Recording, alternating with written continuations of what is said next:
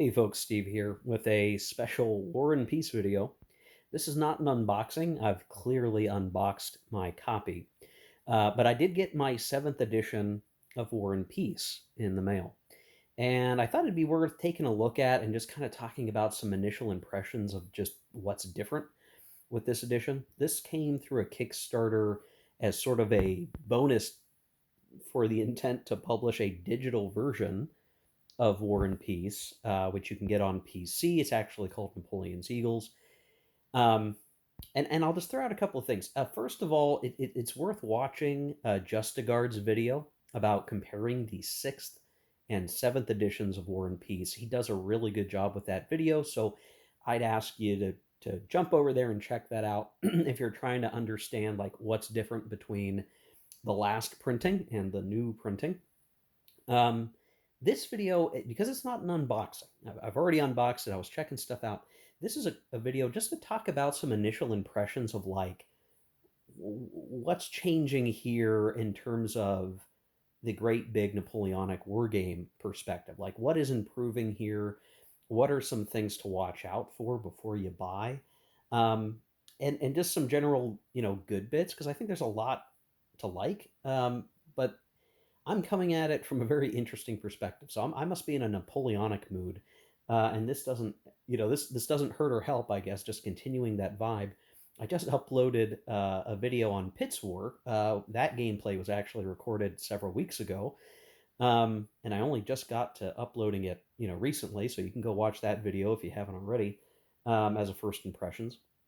And I realized that I'm on this eternal journey to find like the perfect strategic Napoleonic game. Um, and I've gone through a lot of different games trying to find that, the one that worked best for me. Now, Pitts War, I think, is a fun, fine magazine game that I need to spend more time with, and I can't really give a full review of that at this point. But before, we talk about War and Peace, I have to mention Nations in Arms, which is a game that I have covered at great depth.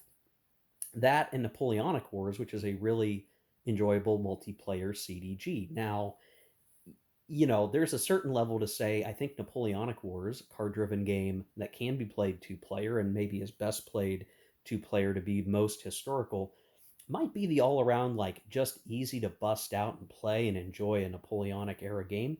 But being a card driven game, there's always sort of this weirdness that you're navigating with those cards that can lead to oddities. And I found myself drawn to Nations in Arms as a massive hex encounter, sort of like the whiff of Napoleonics, to be my game of choice. Now, I played that game a lot, and there is a lot that I like about Nations in Arms. But a recent video from Callendale shows just how different opinions can be, and he is kind of bouncing off the game a little bit. And I look at it and I go, well, Nations in Arms does a lot of things that I really, really, really, really like. But it is also poorly framed in terms of rules. You're having to do a whole lot of extra work to make the game work, and it has some weaknesses because of that. So, right now, I would say, just from play experience, that Nations in Arms I really, really like. And if I had to pick the whiff of Napoleonics, it would be Nations in Arms. However, War and Peace remains a bit of undiscovered country for me.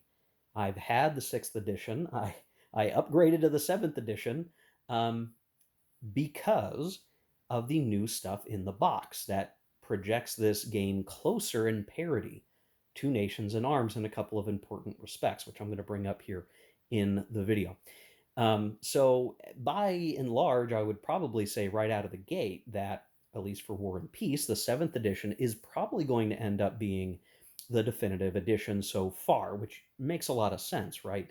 The 5th edition was probably seen as the definitive edition. The last 6th edition was the definitive edition, and now the 7th. And this is published through Avalon Digital. A lot of the components are very similar to the 6th edition from One Small Step Games. And just to kind of throw out there, like, why, I think War and Peace has its own legacy, and there's a little bit of design conversation happening, I think. Now, it could very well be that Mark the designer of the game and the development team behind War and Peace, could say that this did not factor into their decision making at all or their design intent at all. But I'm going to be honest, I think there is a little bit of Nations in Arms that have, at least the way that Nations in Arms was published, influenced the seventh edition. Again, it could be that it's not the case. This is a bit of an assumption on my part, trying to read the between the lines a little bit. But if Nations in Arms was basically an answer to Empires in Arms, and in a way an answer to War and Peace from that designer's perspective, Stanislaus Thomas, I think is the name of the designer of Nations in Arms, it feels like this War and Peace 7th edition is sort of a reply to Nations in Arms in some respect, because 7th edition here finally covers some of the gaps that I could say Nations in Arms upped the ante a little bit when it comes to strategic Napoleonic period coverage. So I'm going to dig into that, but really quick, just to say, like, if you're comparing this from 6th edition, 7th edition, watch Justigard's video.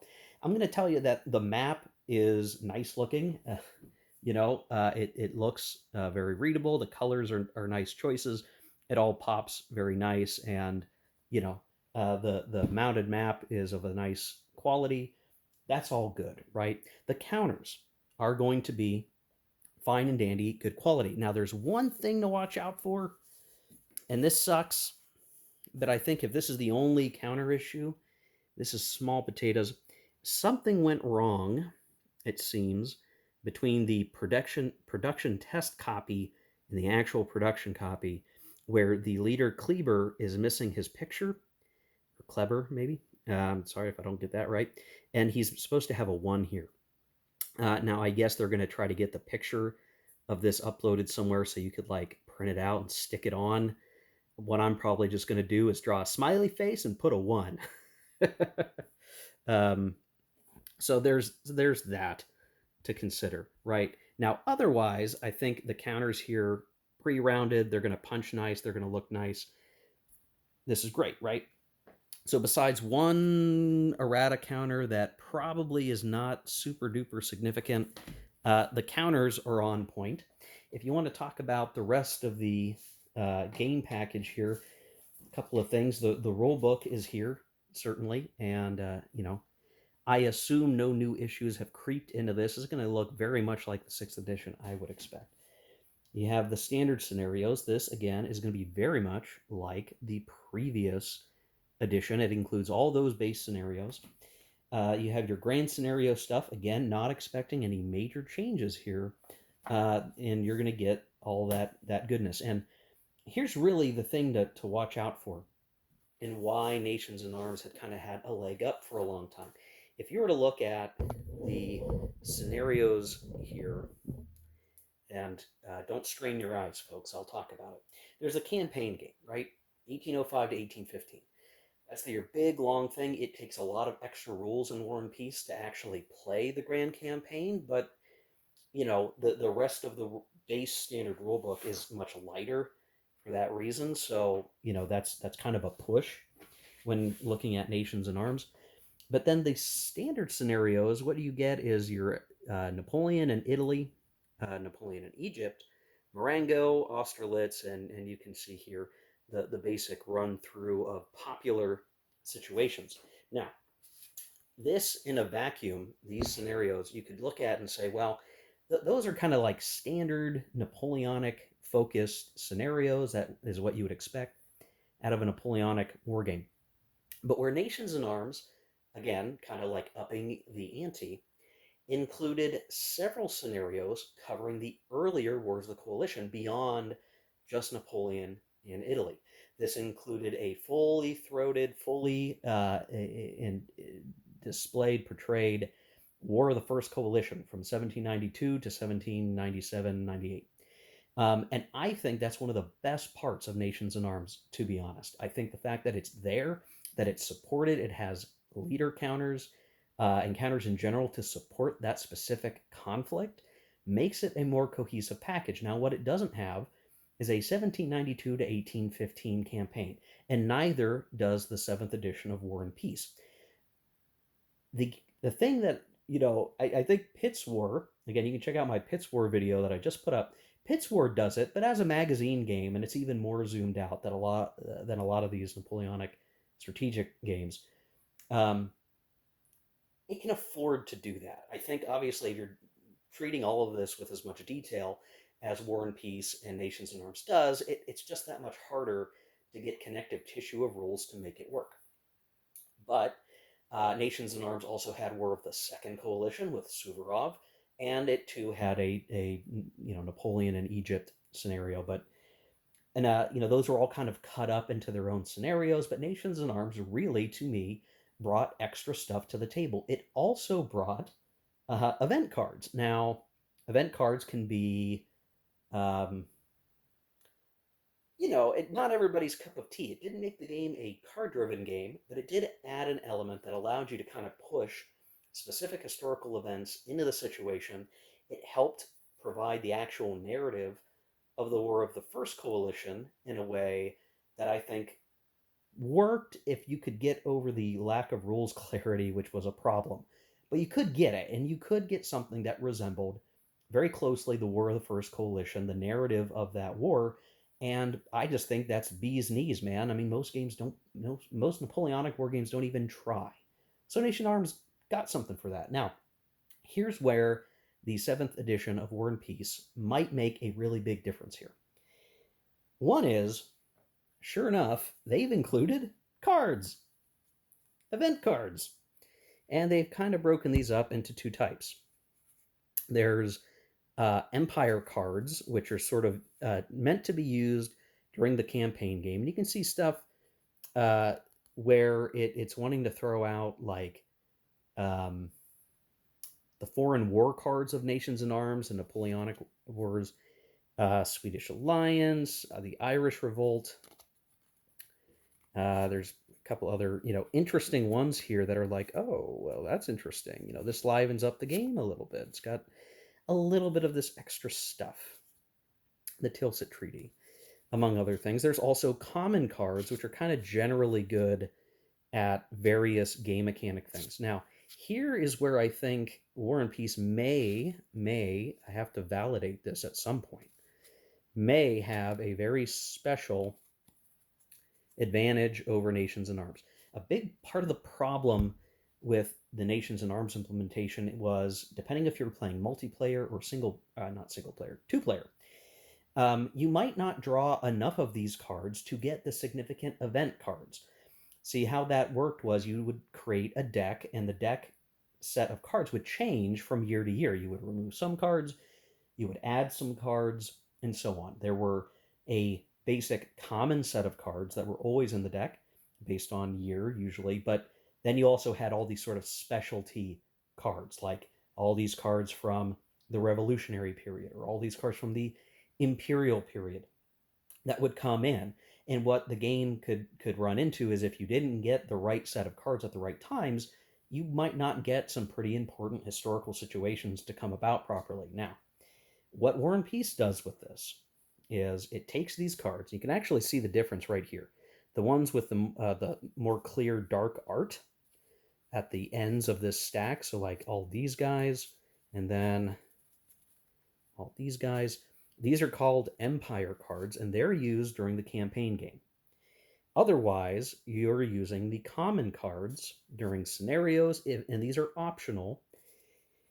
And in the campaign, you can use both. But critically, and this might be the biggest opportunity for improvement, is that you keep the decks separate. So there is a Empire deck and a common deck. This might, I say might because I need to prove this out at some point, is, does the allotment of cards make it such that now you get enough cards to see the ones that matter, and you still have all these other common cards that are going to give you more unexpected combat modifiers and situational modifiers. So rather than one big deck where things could get choppy because the ratio of cards you're drawing versus what cards are in the pool could give you weird results, here, this might be the great improvement, separating them out into two separate stacks, that if you're doing the campaign game, right, that's when you would use two different decks. You are going to be drawing these cards, and the mixture of card draw may be a better cadence than Nations in Arms. If it can do that, and this is going to like require playing with to actually validate that this is the case, because these are new, right? This was not something in the sixth edition. At least I don't think. I have to double check, but I'm pretty sure this is new. This could be a big game changer. Right now, it has cards like Nations in Arms, and it might have implemented the cards better. That's a great opportunity for War and Peace right now. Now, what comes with the seventh edition is indeed this sort of expansion booklet. And here you can see the Soul for War and Peace. This is talking about the cards, and it talks about how you draw an Empire card and who gets the Empire card. And you see, there's a possibility here that you don't draw enough cards, but again, that needs to get proven out. And then how you use the common cards. And so you can see here how that stuff works. You get more cards based on your leader values, that kind of thing. Again, helpful stuff. And you can start to see there's a bunch of things in here that will make for interesting gameplay. Again, optional. So that's a huge deal. I think that could really help if, like, I don't know, if you're like me and you're going from Nations in Arms to War and Peace and saying, hey, I want that different stuff, man. I want a little unexpected flavor to pop into the game. I think that this card deck for War and Peace could really add that to the game. So that's a good thing, right? Big deal. The other reason why the 7th edition to me was so interesting is that they are including additional scenarios. Now, there's some stuff like, hey, additional Spanish War of Liberation scenarios. Okay, that's fine. I don't care about that a whole lot, but it's nice for those who are really interested in that, where you can play like yearly scenarios. I think that's cool. I really like that. What I like more are these additional scenarios up at the top here. So there's a Polish War scenario. Nice little bite-sized thing. Just cool. It's a nice to have. And specifically a scenario that Nations in Arms does not have. Then there's an abbreviated 1792 sort of southern France scenario. And then the most interesting ones to me here are you do have a Suvorov scenario, so that supplements the Napoleon in Egypt scenario to give you kind of the War of the Second Coalition treatment that we get out of Nations in Arms. So there's parity there. When I say parity, I'm Parity, parity. They're equal in feature set. Now, the funky thing here is we have the Sombra at Meuse, 1792 to 1795, and taking the war into Italy and Germany, 1796, 1797.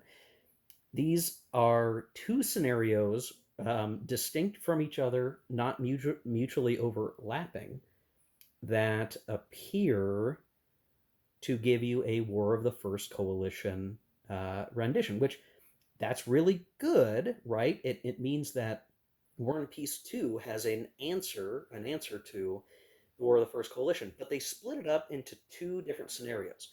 Now, I had heard that there was going to be an intention to make all of the War of the First Coalition a continuing scenario, kind of like you get in, I think it's the Final Glory scenario here in the base game, where you can play different scenarios back to back as a sort of like connected campaign rather than a grand campaign. But at least in the printed rules that came in the box, that does not appear to be the case, unless I'm missing something.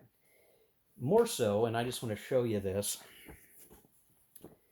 Here's the Sombra Muse. Forgive my terrible pronunciation. It covers all the good stuff, but here's some funky bits. And I'm not sure what to make of this yet. In the special rules section, there's this bit here that is apparently left empty.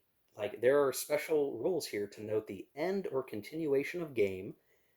I don't know what that means necessarily, but there's no actual, like, text here, right? So you see 7, 8, here's a little paragraph telling you what the special rule is. There's nothing here. And then there's peace with Prussia, England, Spain, and the Vendée.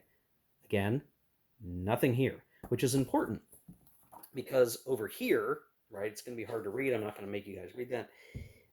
They talk about how these other powers intervene and join the War of the First Coalition, which is historical. Like, they came in at different times. They also exited at different times. And Prussia and Spain would peace out with France earlier than the rest of the coalition. And you would think that that's what's going to be detailed in this special rule number 10. Like, how do you force Spain or Prussia to come to peace terms without like conquering them, for instance, because that's not how that gets handled anywhere else in gaming for this. But these sections are empty, which means like there is absolutely some errata here to tell us what these things mean. As is, I don't think you can play this scenario without that information, which is problematic. Now, this just might be simple errata, and they can give us like, it's basically two paragraphs are probably missing here or more that would wrap this up and tell us what's what, and then you can play the scenario. So that's one problem. The taking the war into 1796-97, as best as I can tell, it seems okay. I'd have to scrutinize it a little bit more, but what's unclear is, can you link these two scenarios together and kind of get a whole War of the First Coalition? And so that's some remaining questions. Now, I've gone to Board Game Geek as of the recording of this video to ask about this. I think, one, we're owed some errata, and two, I think there's just some clarity needed. Were they ever planning on making like a full War of the First Coalition scenario, like linking these two together? I'm sure somebody could come up with a way to do that. If not, I would say that this version of things is probably inferior to Nations in Arms, because Nations in Arms just gives you the War of the First Coalition. You can play that as its own thing, self-contained, but it's one long set of scenarios. And again, the event cards make it pretty, uh, pretty correct to the narrative of that war, or at least provides the players the capability to reach the historical narrative where Prussia pieces out, Spain pieces out early. So we need a little bit of sanity checking here, guys. So all that to say, this is kind of a longer video than I intended, but these are like first thoughts about the 7th edition. That there's clear, there is a game here that has a pedigree. It's well known. Folks like it. There are aspects of it that I might prefer a Nations in Arms over this, but I still need to give War and Peace its due diligence and a full gameplay experience and deep dive review and all of that stuff. And I've not done it yet. I would like to do it with the 7th edition, and I don't want to overpromise and underdeliver, but I do want to get to that at some point and then do a proper comparison in full between Nations in Arms and this War and Peace 7th edition. I think of all the editions of War and Peace, this is the one that's going to be the closest mark to what Nations in Arms does that made Nations in Arms distinct.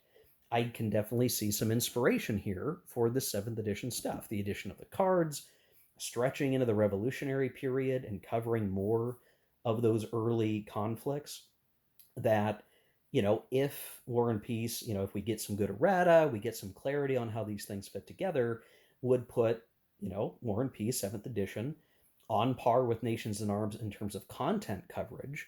And if the rules are clearer and easier to follow and it's easier to get to play in the game, might give War and Peace the edge over Nations in Arms in my mind. Nations in Arms still has that critical kryptonite weakness of badly conveyed rules, confusing rules even, that, I would believe War and Peace is going to be better at, but it needs more scrutiny, guys. So those are some initial thoughts. This is, again, not a comparison to the previous edition. This is really talking about how this new version of War and Peace ups the ante when it comes to Napoleonic strategic level games and what it covers. I have hopes, but there's a few question marks here, guys, that I hope will be addressed very quickly. One counter errata, that's not so bad. Some new scenario errata, that needs to be squared away, ideally very quickly.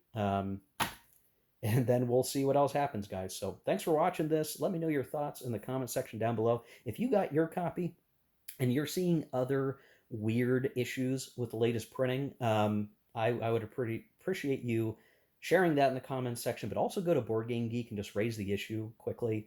so that those Avalon Digital folks and the developers can get an eyesight of any problems and hopefully get any other issues resolved. I'm not as well versed with the game as I'm sure other people are, so they're going to see stuff that's wrong sooner. You know, my little Sombra Muse ID problem here, ID problem, you know, is just basic, you know, reading comprehension that something didn't look right. Um, but there could be other stuff out there. So take a look, let me know, and we'll keep the conversations going. And when I can get around to playing this, I'm sure it's going to make for a really interesting experience. So catch you when I do that. Anyway, we'll wrap it up. Thanks, guys. Thanks for watching. Take care. Keep gaming. See you in the next one.